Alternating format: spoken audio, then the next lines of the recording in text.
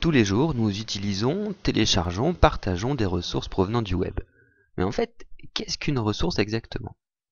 Pour faire simple, une ressource du web est n'importe quel objet informatique que l'on peut y trouver.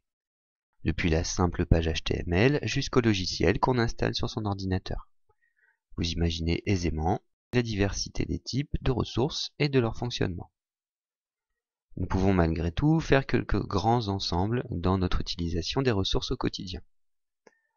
Tout d'abord, les ressources de type texte, page HTML, documents PDF ou de traitement de texte, soit en lecture seule, soit avec possibilité de modification.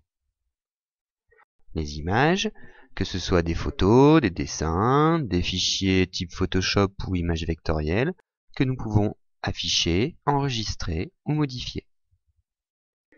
Ensuite, les vidéos, donc les films, les vidéos que ce soit en téléchargement ou en streaming.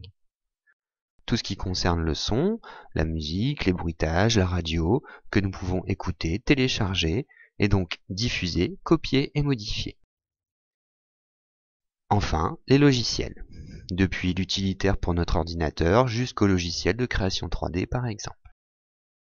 Quelle que soit la ressource que nous désirons utiliser, nous pouvons dégager les usages principaux d'une ressource ne nous appartenant pas. La lecture en ligne. Nous nous connectons à la ressource et la lisons directement à partir du web.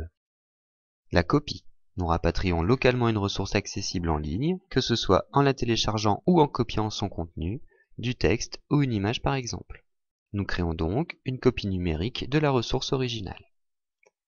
La diffusion. Nous mettons à la disposition d'autres utilisateurs une ressource. La modification. Nous modifions une ressource appartenant à quelqu'un d'autre.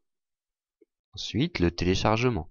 Soit la ressource est directement téléchargeable via un lien, soit en passant par un serveur de téléchargement pair à pair, ou encore en utilisant les options au clic sur une ressource.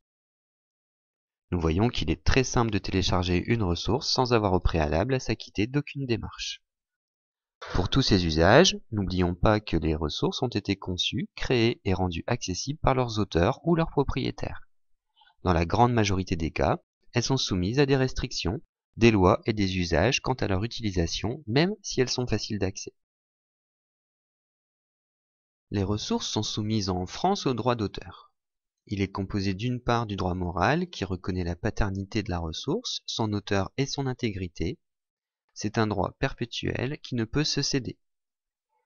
Il est composé d'autre part des droits patrimoniaux, les droits à l'exploitation d'une ressource, sa reproduction et sa représentation.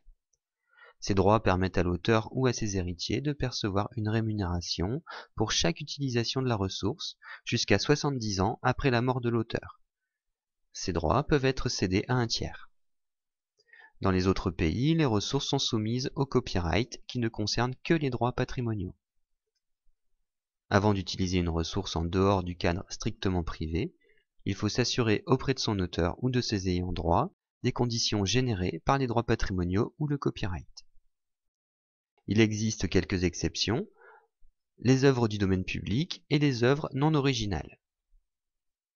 Les œuvres du domaine public ont été soit mises délibérément à la disposition de tout le monde par leur auteur, soit le sont devenues automatiquement 70 ans après la mort de l'auteur. Il faut cependant citer son auteur quand on les utilise. Les œuvres non originales sont les œuvres de type texte de loi, règlement, etc.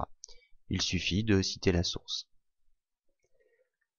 Nous vous rappelons qu'une ressource libre de droit ne signifie pas qu'on peut faire ce qu'on veut avec, mais bien que les droits patrimoniaux ou que le copyright ont été acquittés d'une certaine façon, et donc permettent l'utilisation de la ressource dans un cadre précis défini par les propriétaires de l'œuvre.